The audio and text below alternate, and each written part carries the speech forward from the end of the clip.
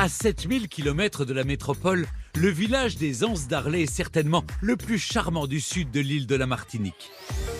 Ce bourg de pêcheurs ouvert sur la mer des Caraïbes se compose de 5 anses, c'est-à-dire de petites baies peu profondes.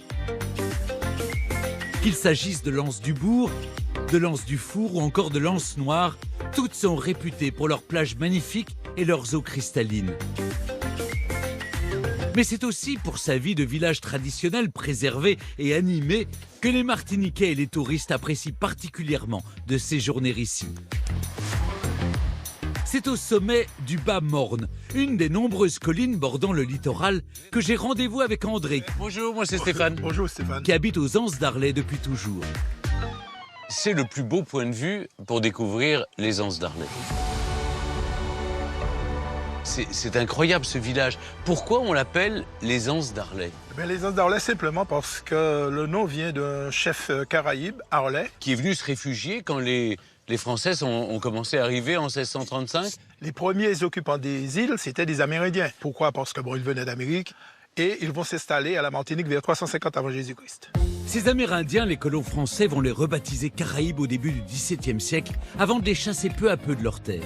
Alors, ce que je vous propose, André, c'est qu'on va aller voir le bourg. Oui, oui. Bah oui, on va pas rester problème. là en haut. Oh non, non.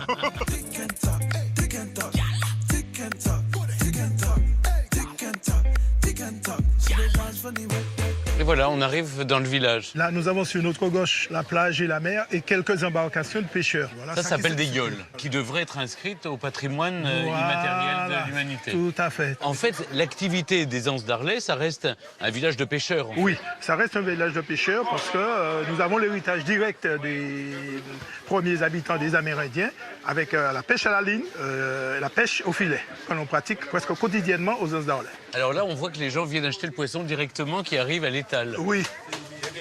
Bonjour, qu'est-ce que vous avez pêché là? Là, on a du barracuda, la carangue, une obélisque à gros yeux. Une obélisque à gros yeux, j'adore les noms. Et là, on a le kingfish, qu'on appelle le tasard blanc chez nous. Vous savez les cuisiner? C'est le manger. Pas trop le cuisiner, plus le manger. Allez, on va y aller, on va continuer notre promenade. Nous nous dirigeons actuellement dans la rue principale où tout le long nous avons des maisons qui sont de style colonial avec des persiennes aux fenêtres pour une bonne aération. D'accord. Voilà. Donc c'est des maisons qui appartenaient aux colons. Puis au béquet. Les béquets, c'est les descendants des colons. Les descendants des colons. Là, ce sont des maisons ayant appartenu à des gens, disons, d'une certaine notoriété. Mais les maisons des pêcheurs même, c'était des cases le long de la mer. Comment on explique toutes ces couleurs? Pourquoi ces maisons sont toutes très colorées? C'est dû à la chaleur humaine de tout chacun dans les îles où on aime bien. On aime bien la couleur. C'est vraiment un village charmant.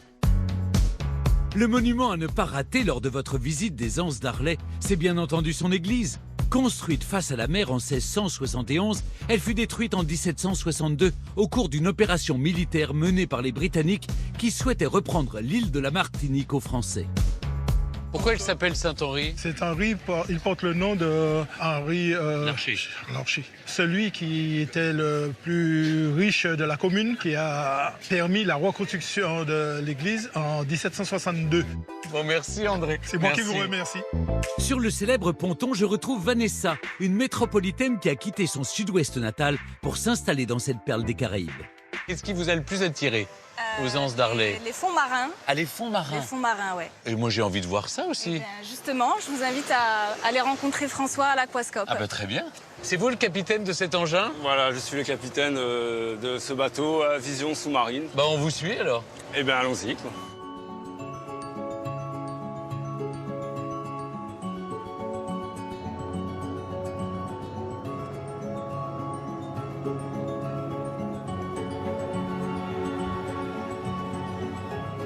Vanessa, comment vous expliquez qu'il y ait autant de clarté de l'eau aux Anses d'Arlet? En fait, aux Anses d'Arlet, nous avons un courant au large, donc qui est lié aux alizés, et qui nettoie en quelque sorte l'eau.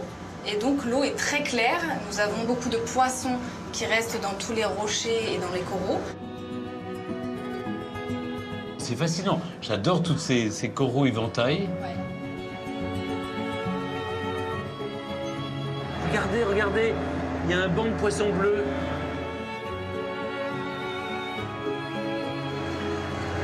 Ah, regardez, là vous avez des sergents majors. Bon, là, il y a plein de petits poissons, tout à fait adorables.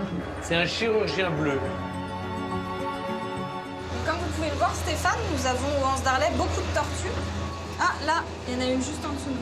Ah oui, elle est immense. Et là, Oh là là, elle est magnifique.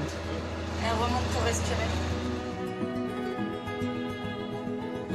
Et donc ici, elles restent plusieurs années jusque leur maturité sexuelle, donc à peu près 18 ans.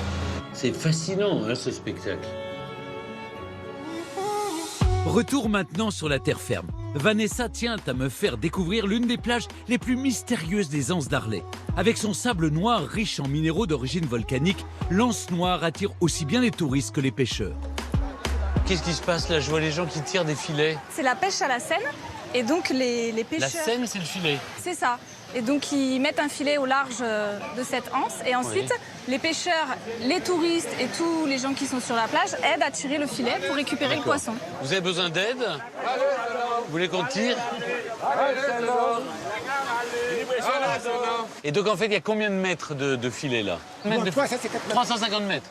Et là, en combien de temps on ramène le filet? Ça peut être 40 minutes. 40 minutes. Ça donne chaud, hein? Alors là, faut y aller, là, faut tirer. Quand il faut tirer, hein. Ah, voilà, les gros poissons arrivent.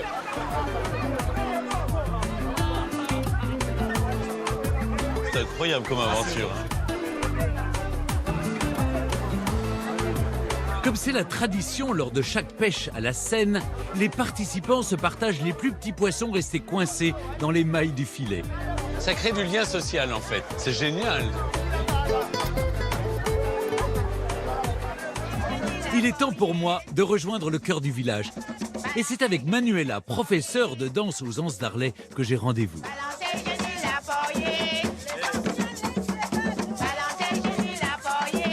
Racontez-moi cette danse. Oui, alors nous sommes dans la région sud de la Martinique, donc nous avons un belay qui nous sont propres. Ça, on appelle ça le belay. Le belay du côté sud, donc on dit en créole belay licide. L'originalité du belay licide, c'est souvent les femmes qui chantent. Alors, et quelle est l'origine de cette danse? Alors l'origine du belay vient de l'esclavage. Oui, ouais, c'était la danse des esclaves. Il faut savoir que le belay véhicule beaucoup de valeurs, le respect de soi, le respect de l'autre, la convivialité, la fraternité. Est-ce que vous voulez qu'on danse pour... Allez.